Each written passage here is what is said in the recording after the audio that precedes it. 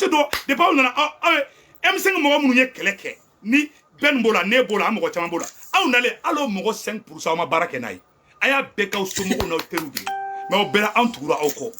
wallahi aw tɛ mɔgɔ wali ɲuman dɔn a bɛɛ ni kuranɛ cɛ aw bɛ ka taa sira mun fɛ n'aw ma bi aw ka si bɔn tigɛ kɔnɔ n'aw ma bi o kɔrɔ ko ne ɲamɔgɔ den de n'aw ma changer n'aw ma bi o kɔrɔ ko ne tɛ n fa den ye hakɛ ye kelen de aw ye fanga sɔrɔ bi vous pensez que vous êtes plus fort que Dieu mais Dieu est plus fort que vous le karma là ça existe hakɛ o ye tiɲɛ de surati cɛ aw tulo bɛ na surasiw aw tulo bɛ na aw n'aw m'aw tile aw bɛ taga jiwoyo fɛ aw bɛ lebu cogo bɛ cogo ka tɛmɛ hali karafita kan aw bɛ taga CPI la aw bɛ humilier billahi ala ale aw fufa a bɛ don a kulo la n'a ma kɛ n'a ye tunkaradi a ka si bɔ a tigɛ kɔnɔ cɛ mɔgɔ y'a ka jamana libéré e tɛ kun di kuntigi kɔ les forces de changement jamana si Iran tugura ka jeunes de kɔ ka pouvoir d'a ma aw ko non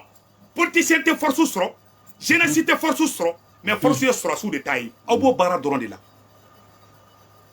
aw bɛ baara aw tɛ politiciens fɛ politiciens minnu b'aw arranger aw b'olu gɛrɛ aw la ka baara kɛ n'olu ye minnu y'a ka mɔgɔ caman don armée la parce que nin ye armée ye politiciens ka armée dilannen na an b'o bɛɛ dɔn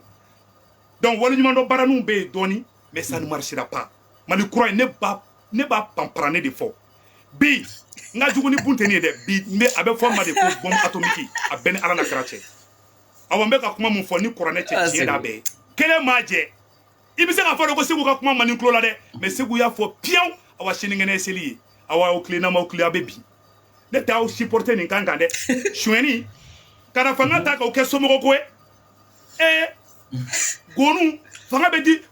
muso milliardaires bɛ ka bɔ fan bɛɛ an taar'u falen na o yɔrɔ rɔ walidenw ka taa sa misiri kɔnɔ aw sigilen bɛ aw bɛ tila ka taa mɔgɔw dɔw ta u bɛ na dinamɔgɔw bila ɲɔgɔn na aw b'aw to la jama bɛ bɔ aw contre la ni jama bɔra américains b'u ka avion kelen wuli dɔrɔn ka na aw ka kati bɛɛ kɛ ɲinti ye k'aw bɔ baara la hali sɛ tɛ bɔ k'aw fɛ n'aw ma tile na n'u y'aw attaqué don o don jama si tɛ bɔ k'aw dɛmɛ parce que aw bɛ ka mun kɛ nin ye janfa direct de ni cɛ t'a fɔ ne b'a fɔ minnu bɛ Bamakɔ dɔwɛrɛ t'u la dɛ baara wɛrɛ tɛ SE la dɛ SE mɔgɔw dɔw bɛ yen a bɛɛ tɛ dɛ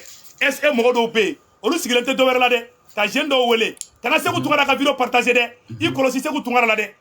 SE tɛ baara wɛrɛ la ka maliyɛnw farali kɔ ka jeunesse fara u ka stratégie tɛ dɔwɛrɛ ye jeunesse kana fanga sɔrɔ politicien si kana fanga sɔrɔ u bɛɛ fara ka bɛɛ bila ɲɔgɔn na n'o kɛra olu de bɛ kɛ o sɔrɔsiw de bɛ to yen aw bɛ marcher yɔrɔ jumɛn aw ni ala cɛ n'aw bɛ voter n'aw bɛ fanga dɔ fɛ n ko mɔgɔw de bɛ bɔ u bɛ mɔgɔw utiliser n'a wusuru dara wagati min na u bɛ jama la bɔ ka wari di mɔgɔw ma Kayita boulevard la n'u sago sɔrɔla u bɛ o mɔgɔ kelen bila ka taa kaso la. Amadu Segu Tunkara ye kuma nin fɔ kuma nin caman bɛ ka kuma nin lamɛn de mais kuma nin kɔrɔ bɛ ka boli ka taa yɔrɔ min na caman tɛ k'i janto o yɔrɔ la. C'est politique hein, c'est très clair. A kuma bɛ faamuya yɔrɔ jumɛn de soldats nana administration kɔnɔna na marché public u b'a di u ka mɔgɔ dɔrɔn de ma u t'a di primature mɔgɔw ma o kɛlɛ de bɛ yen parce que n'i y'a ye kule nin bɛɛ bɛ ka kɛ yan nin bɛɛ ka campagne de préparer dans l'avenir donc dugu soldats sɔmina k'a fɔ primature kɔnɔ n'an ye marché public to M5 bolo M5 b'u yɛrɛ labɛn pour les élections à venir o kɛlɛ de bɛ yen c'est pour cela surukujɛ don laban dɔ bɛ janfali kɛ saraka t'a la soldats y'u bila en pleine vol dans les marchés publics c'est pour cela u bɛ ka bɔ ka gundow bɔrɔtɔ sisan soldats sunguru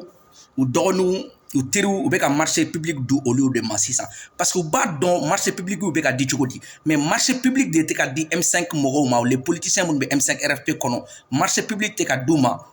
u ka Choguel u ka PM a tɛ yen pour l'instant u bɛ ka jɔrɔ de la u bɛ ka siran parce que olu b'a dɔn ni PM tɛ yen en ce moment marché public ils sont en stand-by soldats ka mɔgɔ dɔrɔn de bɛ ka marché public sɔrɔ donc du coup ils sont obligés ka bɔ ka gundow bɔrɔtɔ k'a yira jamana kɔnɔdenw na ko soldats bɛ ka marché public ta k'a di u ka mɔgɔw dɔrɔn de ma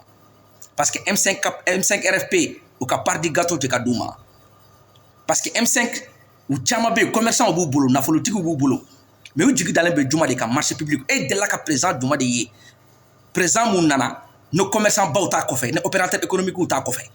M5 ka opérateur économique nu olu de m'u ka part du gâteau sɔrɔ fɔlɔ marché public la c'est pour ça u bɛ ka bɔ ka gundow bɔrɔtɔ et c'est vrai soldats bɛ ka marché ta k'a di u ka mɔgɔ de ma mais tu as fait di M5 ma parce que tu fais ka M5 ka fanga di M5 ma. Pourquoi tu fais ka fanga di M5 ma? Parce que nous ba donner marché public ou duma parti politique mun yado M5 RFP mo en tant que mouvement politique ou be corroder dans les élections à venir. Donc du soldat sou te fait ko opportunité de duma. Donc o kele de pays. Ni ay sekuto ngara ko kale ka dugune kunuya. Foi tew alay beaucoup mba kere fedo. Donc il fallait qu'on ait beaucoup de dénonciations. Problème bébé rodma marché public ou tekadi soldat sou beka marché public ou du ka mo drone ma o tekadi M5 mo ma o le beka dugula c'est pour ça beka boka gundo boroto 600 ka fo marché public ou beka du muso de ma marché public ou beka di karmas na de ma avec dini de ma avec dini de ma et c'est vrai avec di o le de ma gré à gré mais M5 RFP siglem do ko ka par ma kono primature mo kono mais primature mo kono to ko ka par de soro tant que ne Choguel bay espoir be kula ka fo peut-être amena marché ou soro. Mais comme Choguel bana ye Choguel mine ministre donnana mu ya do soldat siro en intérim donc be ko jor est-ce que Choguel te taradi donc au lieu dunte ou ka parti goto soro marché public là c'est pour cela ni gundo bébé ka poy clé fladi nate comment fana babbe flen bébé benyelem do barama na nyefe non élection présidentielle soldat sou au lieu M5 mo nous ou te fait ka M5 la corrodé parce que nani marché public ou taka di primature ma primature bu ira la ben c'est des politiciens ou bina fangata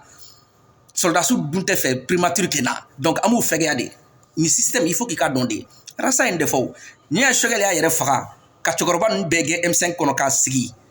ou marché public ou nanu ka opérateur économique ou de wolle bu servi ka bénéficier ka marché public ou décrocher des milliards nous beta élection législative ou la élection communale ou les présidentielles bu su représenter parce que financement bay